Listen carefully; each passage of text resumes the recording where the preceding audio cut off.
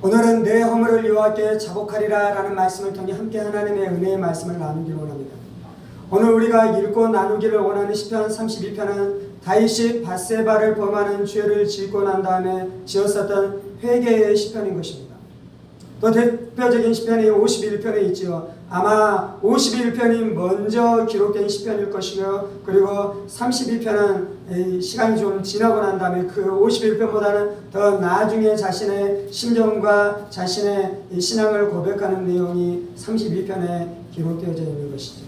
시편 32편은 자신의 죄를 회개하고 난 다음에 자신의 삶 안에 어떠한 회복과 어떠한 은혜가 주어졌는지에 대한 말씀을 말씀하고 있는 것입니다. 제가 이제 2024년이 시작되면서 제가 1월 달에 나누고 있는 주제는 제가 여러분에게는 나누지는 않았는데요. 어떠한 느낌의 말씀을 나누고 있냐면요. 하나님께서 2024년 안에 우리의 인생 가운데 새로운 역사를 이루시기를 원하십니다. 여러분의 가정과 가문 가운데 그리고 하늘문교회 안에 하나님께서 새로운 일들을 행하여 가시기를 원하십니다.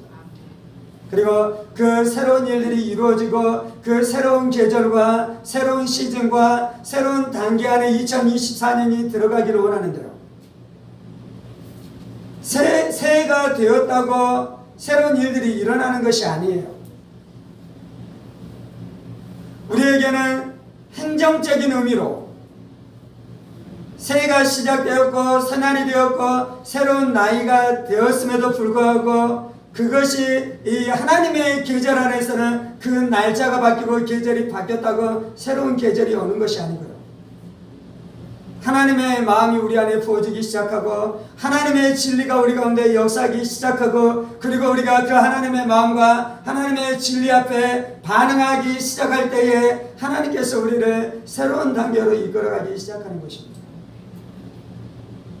그래서 제가 그 마음을 분명하게 나누지는 않았지만 저는 지금 이제 시리즈 설교로 설교하고 있는 것이에요. 1월 달에. 그래서 이제 오늘 나누기를 원하는 것은 우리가 하나님의 새로운 계절 안에 들어가고 새로운 단계 안에 들어가고 새로운 축복 안에 들어가려면 오늘 나누게 되는 이 말씀을 우리가 받고 이 말씀 앞에 반응하면서 살아갈 때 새로운 계절과 새로운 시즌 안으로 들어가게 되는 점이 있습니다. 그것이 무엇이냐면 우리가 회개하는 것입니다.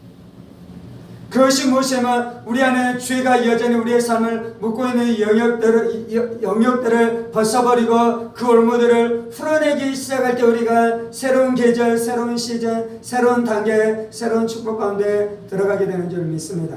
아멘. 다윗은 그 은혜를 체험했어요.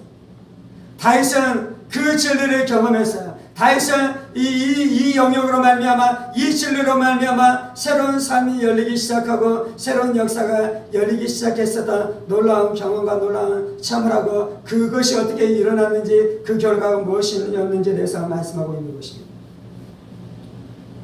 32장 1절 말씀입니다. 허물의 삶을 받고 자신의 죄가 가려진 자는 복이 있도다. 다윗은 32편을 시작하면서 먼저 무엇을 말씀하고 있냐면 복이 있도다 라고 말씀하고 있어요. 시편 1편도 그렇게 시작했죠. 복이 있는 자는. 그리고 예수님께서 산상수훈의 팔복의 말씀을 말씀하면서 이러이러한 자가 복이 있도다 라고 말씀하고 있죠. 하나님은 우리 가운데 복을 주시기를 원하십니다. 하나님이 복의 근원이십니다. 그래서 인간의 모든 복은 다른 곳으로부터 오는 것이 아니라 하나님으로부터 오는 것입니다. 32편 1절에 복이 있도다 라고 말씀하고 있는데 이것이 이제 우리말 성경에서는 잘 드러나지 않는데 오너 성경 안에서는 이게 복이 있다라는 이 복이 복수의 형태로 쓰여졌습니다. 하나님이 우리 가운데 주시기를 원하는 복은 복수의 복인 것입니다. 하나님은 우리 가운데 많은 복을 주시기를 원하는 것입니다. 종류가 여러 종류일 뿐만 아니라요, 그 깊이와 그 넓이와 그 높이와 그 길이가 충만한 복을 우리 가운데 주시기를 원하는 줄 믿습니다. 그래서 우리가 어제 받았었던 복으로 충만하는 것이 아니라 오늘 받을 복이 또 있는 줄 믿습니다. 그리고 내일 우리가 하나님으로부터 받아 누릴 수 있는 복이 있는 줄 믿습니다. 허물의 삶을 받고 자신의 죄가 가려진 자는 복이 있도다. 마음에 간사가 없고 여호와께 정죄를 당하지 아니하는 자는 복이 있도다. 이제 하나님이 우리 가운데 복을 주시기를 원하는 거예요. 그런데 그 복을 가리는 요소가 있다라는 것이, 다윗이 깨달은 것은 무엇입니까? 허물이 하나님의 복을 받지 못하게 하는 것이요, 죄가 하나님의 복을 받지 못하는 것이요, 그리고 자신 안에는 간사함이 하나님의 복을 받지 못하게 하는 것이요, 그리고 하나님으로 말미암아 정죄를 당하게 됨으로 말미암아 자신이 하나님으로부터 복을 받지 못한다라고 말씀하고 있습니다. 우리가 복 받기를 원하는데요, 그 복을 받는 것을 가리우는 가장 근본적이고 가장 중요한 요소는 죄인 것입니다. 우리가 죄 때문에 하나님으로부터 복을 받지 못하는 것입니다. 어떤 사람은 재정적인 어려움 때문에 고통을 당하는 사람이 있어요. 어떤 사람은 관계 안에서 문제가 있기 때문에 그것으로 말미암아 고통을 당하고 어려움을 당하는 사람이 있어요. 어떤 사람은 질병으로 말미암아 고통과 고난의 시절들을 살아가는 사람들이 있어요. 그래서 이제 우리가 생각할 때는 그 문제가 해결될 때 우리 안에 행복이 찾아오고 축복이 찾아오고 복락이 찾아올 것이라고 느낍니다. 믿습니다. 물론 이제 그러한 측면들이 있기는 해요. 그런데 지금 다윗이 고백하고 있는 것은 무엇이냐면, 다윗은 그 모든 것들이 있을지라도 근본적인 죄의 문제가 해결되지 않을 때 자신이 불행한 자다라고 선언하고 있는 것입니다.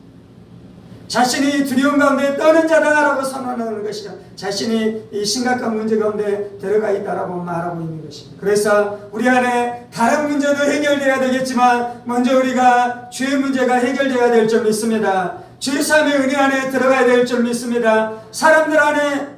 사람들과의 관계 안에 꼬여있고 얽혀있고 그 죄로 말미암아 무엇인가 깨어져 있는 그 영역이 회복되는 것이 가장 중대한 문제인 줄 믿습니다.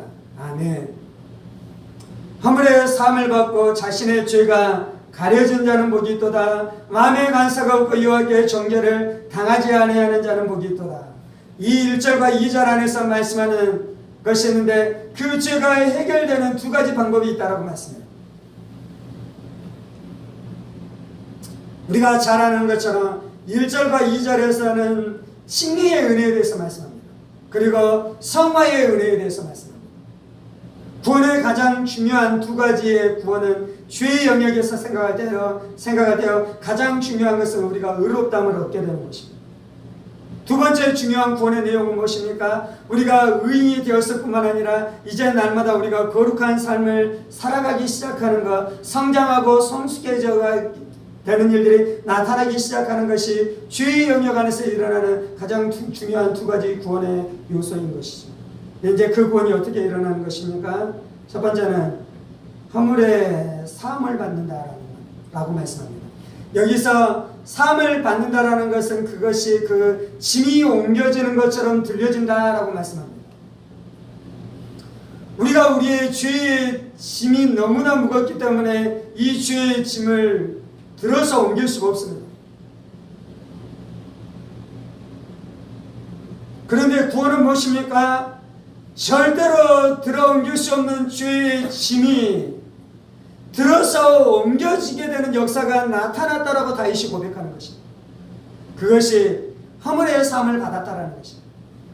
어떻게 죄가 들려지고 죄가 옮겨지며 죄 사함을 받게 되는 역사가 나타나는 것입니까? 예수님께서 십자가를 지시는 것이 우리의 죄의 짐을 짊어지고 가신 것입니다.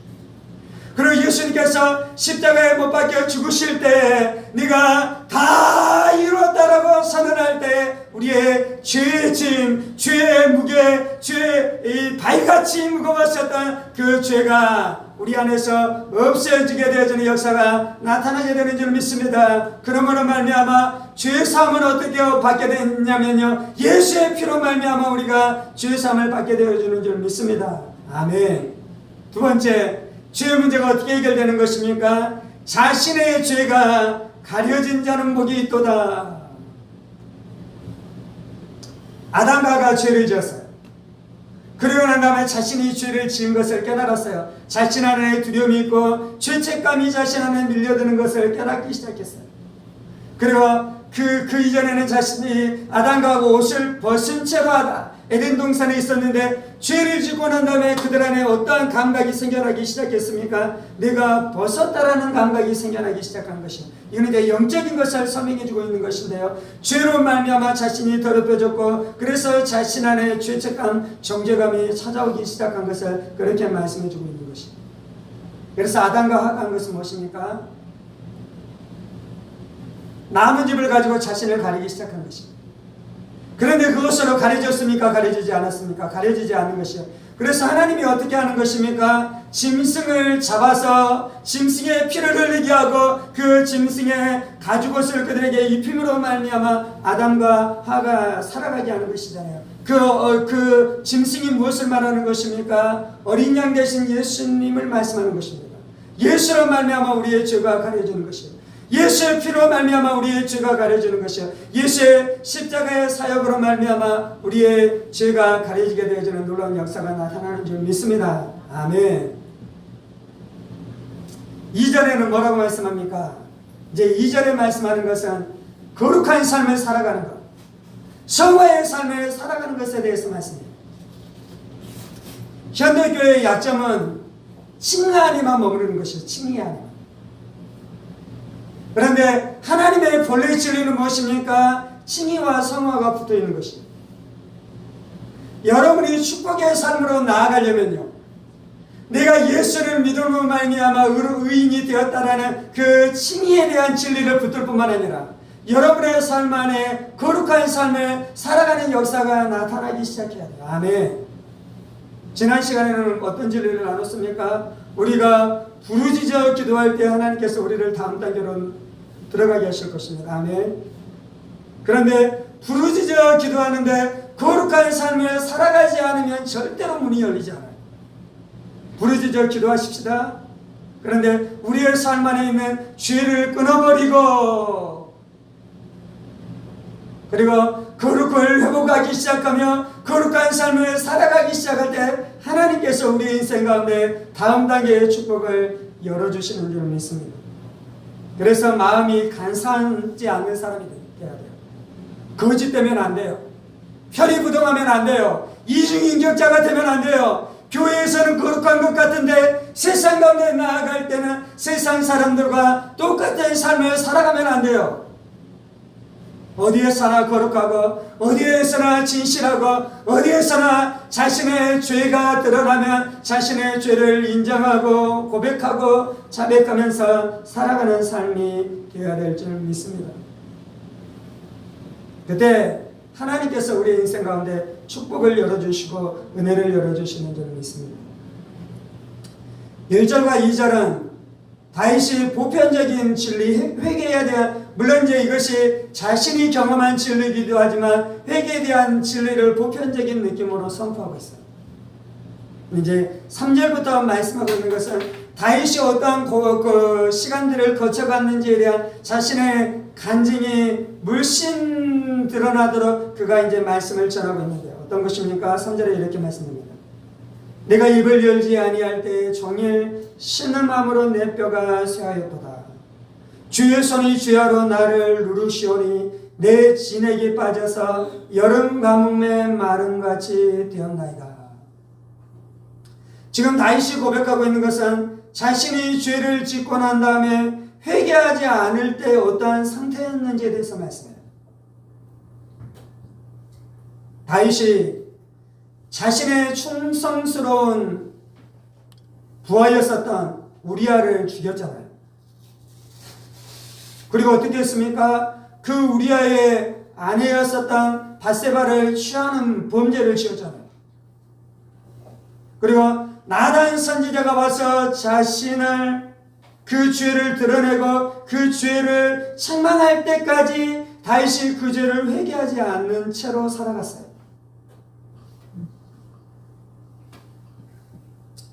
이 시편은 사실은 그리스도인이 하나님 앞에 올리는 시예요. 예수 믿지 않는 사람들이 죄에 눌리고 있다가 그 죄에서 자유케 되어져 있는 과정을 말하고 있는 것이 아니고요.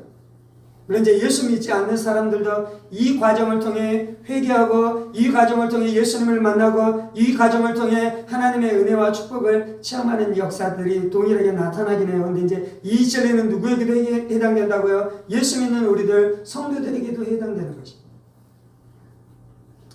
그래서 이제 다윗이 이 상태에 있을 때 다윗이 예배를 드렸겠습니까? 안 드렸겠습니까? 다윗이 예배를 드렸어요. 다윗은 구약의 역사 안에서 가장 아름다운 예배자예요. 시편 안에 다윗이 기록했었던 수많은 시편들은 그것이 기도의 시이기도 하지만 그것은 예배의 시였어요. 그래서 다윗은 하나님을 향한 자신의 깊은 신앙과 자신의 깊은 고백과 하나님을 향한 자신의 놀라운 하나님을 향한 사모함을 시편의 형태로 그것이 예배였어요. 그것이 기도였어요. 그것으로 하나님 앞에 예배하는 자였어요. 그리고 죄를 짓고 난 다음에 여전히 다윗은 시간이 되면 예배 때가 되면 하나님 앞에 가서 예배하는 시간들을 거쳐갔어요. 근데 이때 예배는 이전의 예배와 완전히 달랐습니다. 이 죄가 얼마나 무섭냐면요. 그렇게 달라졌는데도 불구하고 다윗이 회개하고 있잖아요. 이것이 죄의 무서운 것입니다. 죄는 어떻게 하게 하냐면요. 우리가 와서 종교적으로 예배하게 해요. 우리가 죄를 지었다고 교회 안 나오는 거 아니잖아요. 우리가 죄를 지었다고 신앙을 버리는 거 아니잖아요. 그러면 우리는 어떻게 생각하는 것입니까? 내가 괜찮다, 안전하다라고 생각하는 것입니다. 네, 다윗이 이제 지금 시편 32편에서 고백하고 있는 것은 자신의 죄의 문제가 해결되지 않을 때 자신이 얼마나 이 하나님으로부터 떠나서 그 불행 가운데 저주 가운데 살아가고 있는지에 대해서 분명하게 말씀해 주고 있는 것입니다. 내가 입을 열지 아니할 때 종일 신음함으로 내 뼈가 쇠하였도다. 여러분들 신음해 본 적 있습니까?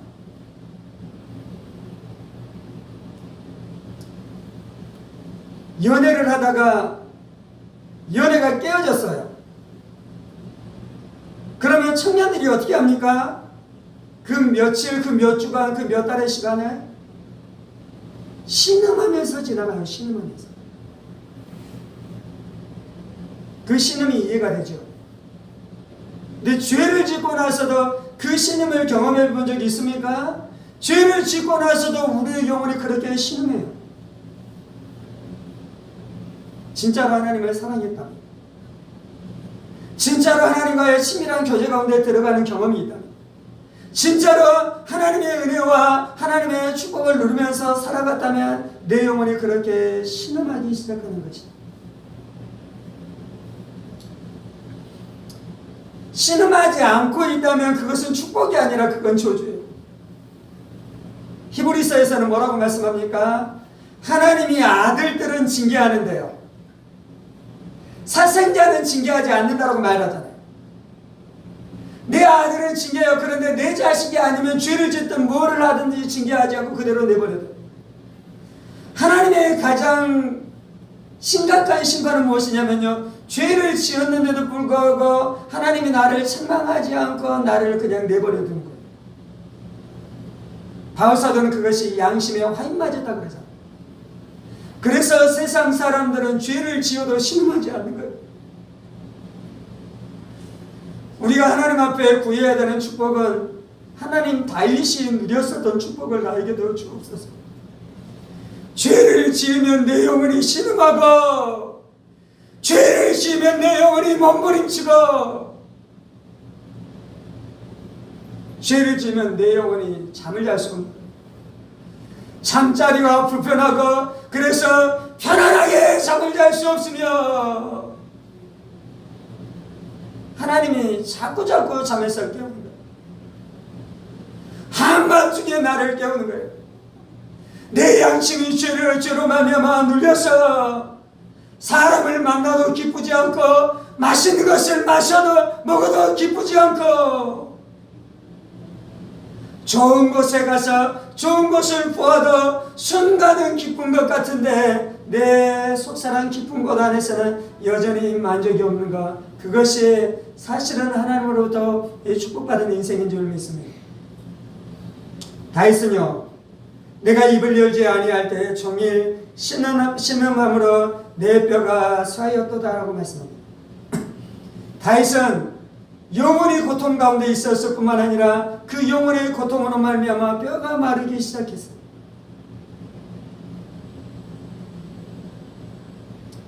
우리가 죄를 지으면 우리의 인간은 영혼 육이 인간의 존재인데요.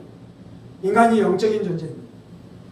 그런데 인간은 이 영혼 육이 완전히 유기적으로 하나를 이루면서 살아가요. 그래서 영혼 육이 서로 간에 밀접한 영향력을 주면서 받으면서 살아갑니다. 물론 이제 하나님이 원래 이 인간을 만들었었던 것은 영이 혼을 지배하고 혼이 우리의 육체를 지배하면서 질서가 있고 평강이 있고 완전한 그 안식이 있으면서 복종이 있는 이 관계로 인간의 영혼육을 만들었지만 타락함으로 말미암아 이것이 질서가 깨어져 버렸잖아요. 그래서 인간의 욕구가 인간의 감정을 지배하기 시작하고 인간의 욕구, 인간의 쾌락이 인간의 마음을 지배하면서 살아가는 그 죄의 종이 되어버렸지만, 그런데도 이제 아무튼 인간은 그러한 존재로 지음받았습니다. 그래서 다윗이 죄로 말미암아 신음하자 무슨 일이 일어납니까? 자신의 뼈가 마르고 뼈가 쇠하게 되어지는 역사가 나타났다고 말씀하고 있습니다.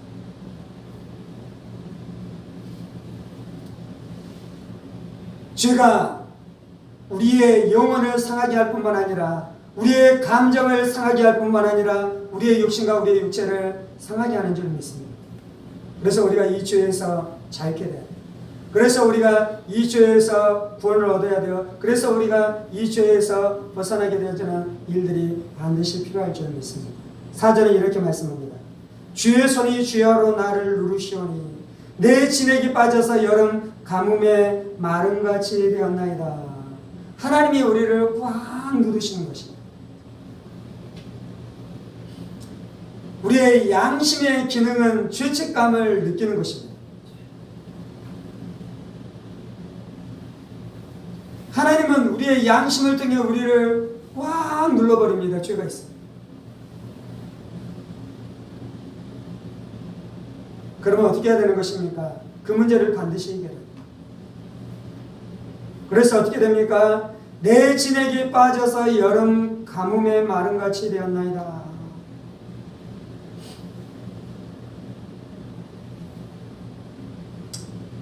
이뻐지시려면 회개하시면 돼요.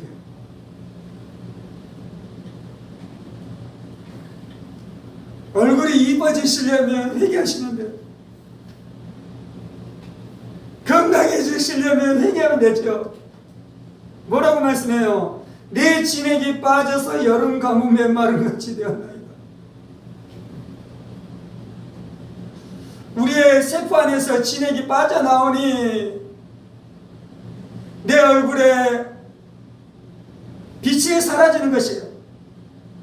내 얼굴에 총기가 사라지는 것이에요. 회개할 때 내 얼굴에 빛이 임하기 시작하고, 그리고 내 얼굴에서 광채가 나기 시작하고, 아멘. 5절입니다. 내가 이르기를 내 허물을 여호와께 자복하리라 하고 주께 내 죄를 아뢰고 내 죄악을 숨기지 아니하였더니 곧 주께서 내 죄악을 사하셨나이다. 다윗이 그렇게 눌리고 영혼이 고통당하고 마음이 신음하며 그의 육체가 원수로 말미암은 질병으로 시달리다가 이제 다윗이 결심하고 결정한 것은 무엇입니까? 내가 이르기를 내 허물을 여호와께 자복하리라 하고. 탕자가 어떻게 합니까? 아버지 집을 떠났잖아요. 그래서 그가 굶주려 했잖아요. 그리고 그가 생각해요. 아버지 집에는 풍군이 얼마나 많은고 내가 여기서 줄여 죽는구나. 내가 아버지께로 돌아가리라라고 그가 결심하고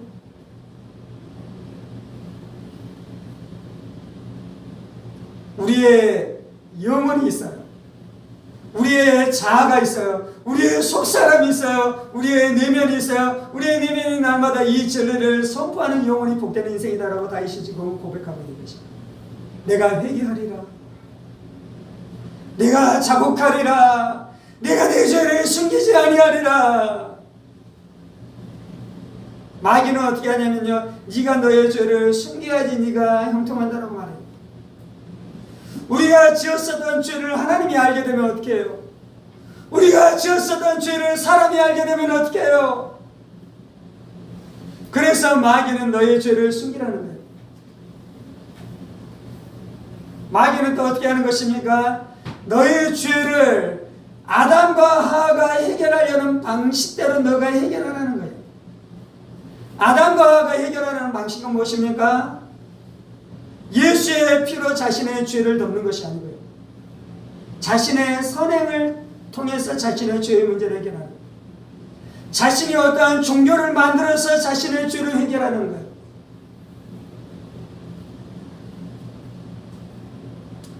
내가 죄를 많이 지었으면요,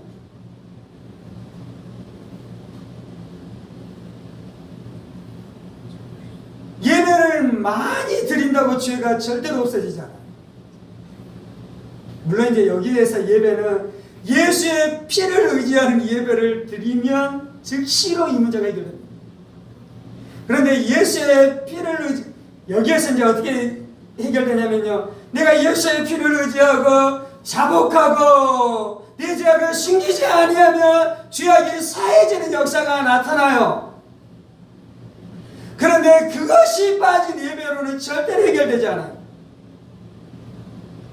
그것이 빠진 기도로는 절대로 해결되지 않아요. 그것이 빠진 채 헌금하는 것으로는 절대로 해결되지 않아요.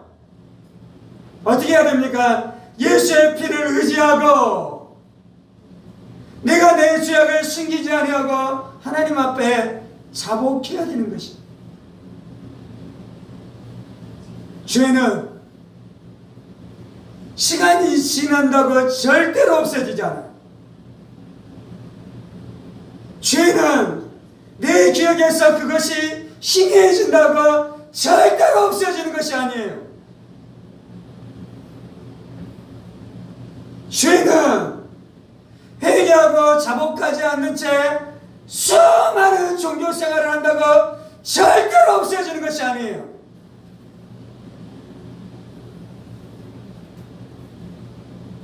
예수의 피를 의지해서 회개하고 자복하지 않은 채 하는 교회 생활은 세상 종교와 죄를 없이 하는 데는 똑같이 무능해요. 거짓 종교를 갖지 마십시오. 우상 앞에 나아가지 마십시오. 주님 앞에 나오십시오. 그런데 예수의 피를 의지해서 자복하는 시간을 갖지 않으면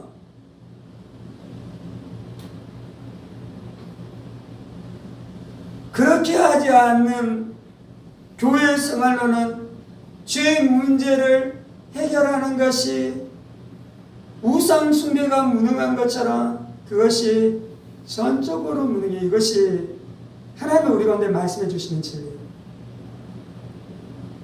다윗은 인류 역사상 가장 위대한 예배자였어요.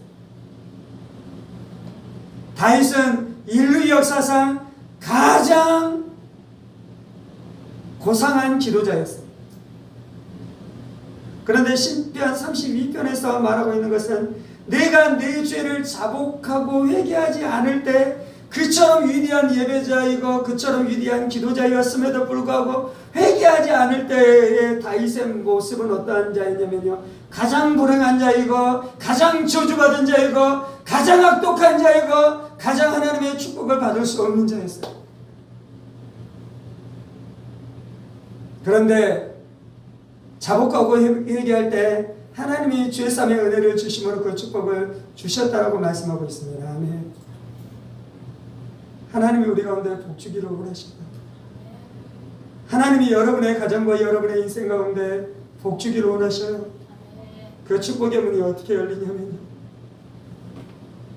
하나님이 우리 가운데 깨닫게 해주시고 보여주시는 것을 회개할 때에 그 축복의 문이 열리게 되는 점이 있습니다.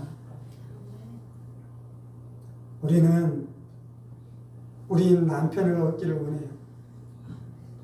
우리는 우리 아내를 얻기를 원해요. 우리는 우리의 부모를 구원하기를 원해요. 우리는 우리의 자녀들을 구원해내기를 원해요. 어떤 편의 진리에서는 그것을 하기 위해서는 기도해야 될 것입니다. 또 어떤 편의 진리에서는 그것을 하기 위해서 우리가 그들에게 복음을 증거해야 될 것입니다. 제가 그 편의 그 진리를 나눴어요. 1월달에. 그런데 오늘 나누는 것은 내가 내 죄를 회개하는 것.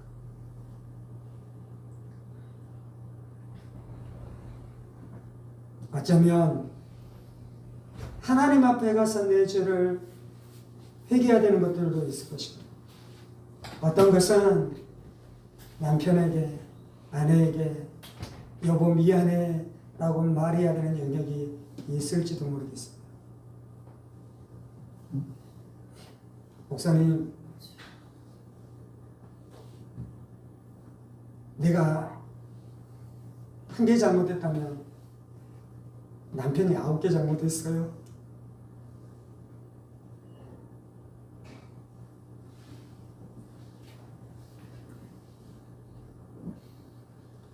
그래서 내가 잘못했다고 말하는 건 너무 억울해요. 맞아요. 알아요. 근데 축복의 문을 열려면 그렇게 해야 해요.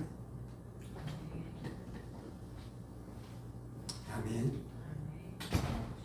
기도하십시다. 살아계신 하나님이 우리 가운데 복주기를 원하시는 것을 인해 감사합니다. 하나님이 우리의 삶 가운데 복 내려주시기를 원하는 것을 인해 감사합니다.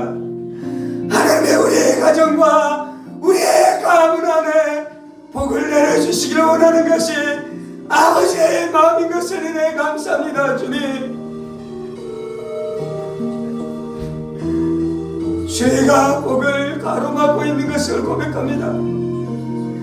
죄악이 복을 가로막고 있는 것을 고백합니다.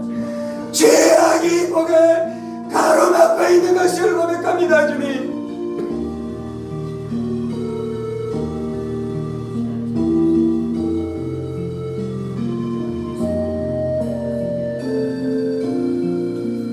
나의 인생 가운데 복이 없는 것을 의아해하지 말아요. 왜 내 인생 가운데 축복이 열리지 않는지에 대해서 이상히 여기지 말아요. 내 죄가 나와 하나님 사이를 가로막고 있는 것이에요. 내 죄가 나와 하나님 사이를 가로막고 있는 것이에요.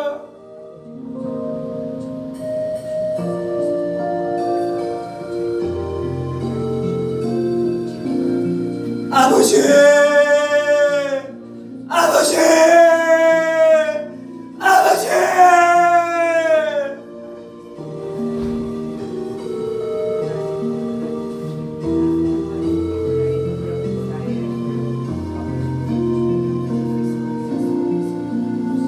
하나님, 상대방 안에 있는 티는 뭐가 내 안에 있는 들보는 보지 못하는 어리석은 인생 되지 않게 하여 주옵소서. 내가 옳고 내가 선하고 내가 착하고 다른 사람이 잘못했고 다른 사람이 악하고 다른 사람이 그릇됐고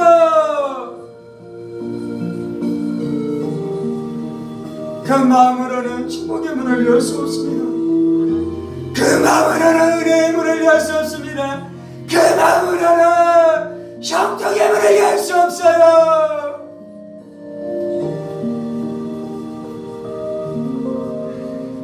아버지, 내 죄가 보이게 하여 주옵소서.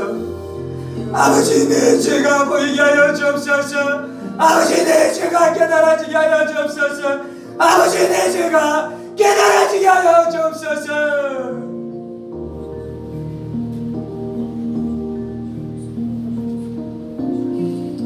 하나님, 내 양심이 둔해져서 내 죄를 알지 못하는 것입니다. 하나님, 내 마음이 순결하지 않아서 내 죄를 알지 못하는 것이에요. 내가 거룩해서 의로워서 내 죄를 찾을 수 없는 것이 아니라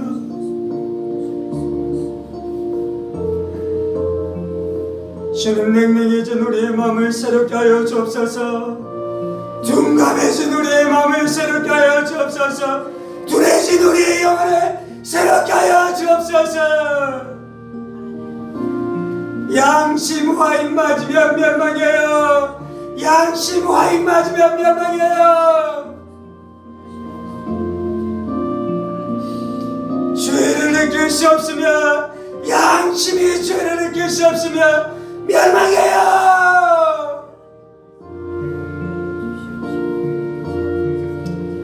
하나님, 죄를 지을 때에 마음이 무거워지는 것은 은혜입니다. 주님,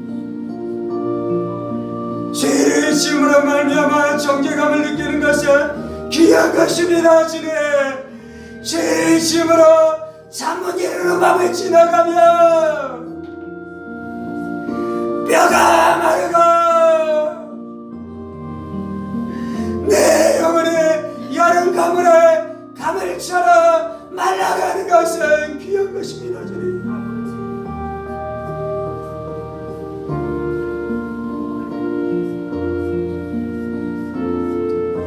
주님, 죄로 말미암아 놀리고 죄책감을 느끼고 평강을 잃어버리고 안식을 잃어버리고, 주님, 그 감각이 회복되게 하여 주옵소서. 우리 안에 그 감각이 회복되게 하여 주옵소서.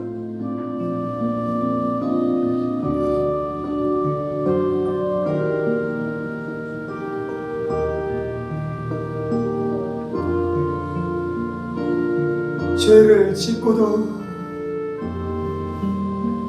죄를 회개하는 예배가 아니라 그냥 종교적인 예배 드림으로 그렇게 편안하게 행복하게 살아가면 그게 저주예요.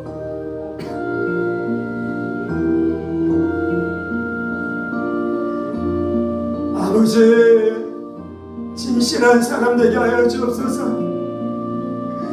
간사함이 없는 사람 되게 하여 주옵소서. 회개하지 않고도 잘 사는 것은 간사한 사람이에요. 거짓된 사람이에요.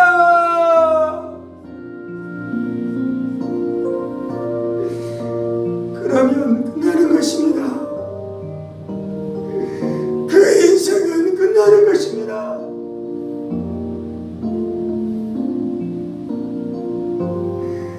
하나님, 우리 간사하지 않게 해주세요.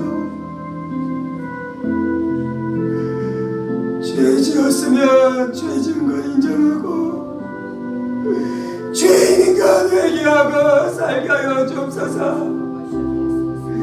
죄를 짓고도 의로운 척 거룩한 척 살게 하여 주옵소서.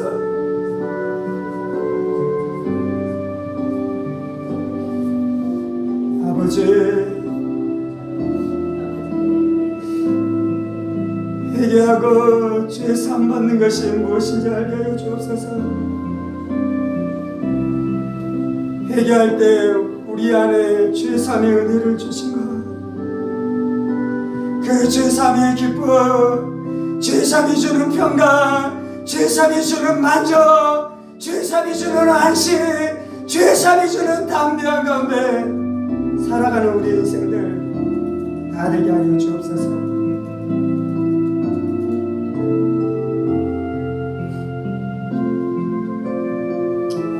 우리는 하나님 앞에 내 죄를 고백할 뿐만 아니라 사람 앞에도 내 죄를 고백해야 돼요. 그 사람에게 지은 죄, 그 사람의 마음을 아프게 한 죄, 남편한테 지은 죄, 아내한테 지은 죄, 그거 회개해야 돼. 다음 단계 축복이 열려요.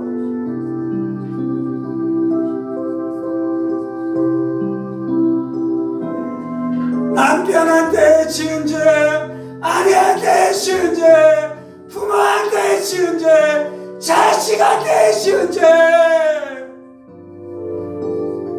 그거 회개해야지. 다음 단계의 축복이 열려요.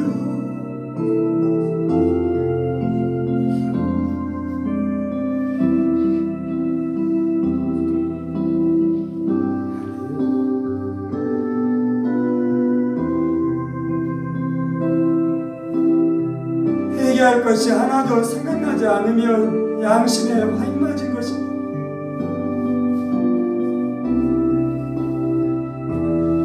내가 아무리 착할지라도, 내가 아무리 선할지라도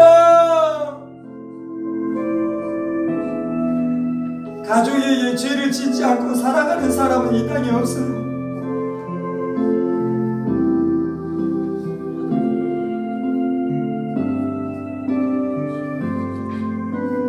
살아계신 하나님, 우리가 하나님 앞에 회개할 뿐만 아니라 사람들에게 범죄한 것도, 가족들에게 범죄한 것도 성령님이 말씀해 주시고 깨닫게 해주시며, 네가 고백하라, 용서를 구하라, 주께서 우리 가운데 말씀하시며 그때마다 그 일을 행하게 하여 주옵소서. 그래서 우리의 가정 안에 미움의 문들은 다 닫아버리고, 저주의 문들은 다 닫아버리고, 축복의 문을 활짝 열게 하여 주옵소서. 우리의 영혼이 하나님의 은혜를 누릴 뿐만 아니라 이 일을 통해 우리의 가정 가문 안에 있는 모든 질병들도 다 떠나게 되어지는 역사가 나타나게 하여 주옵소서.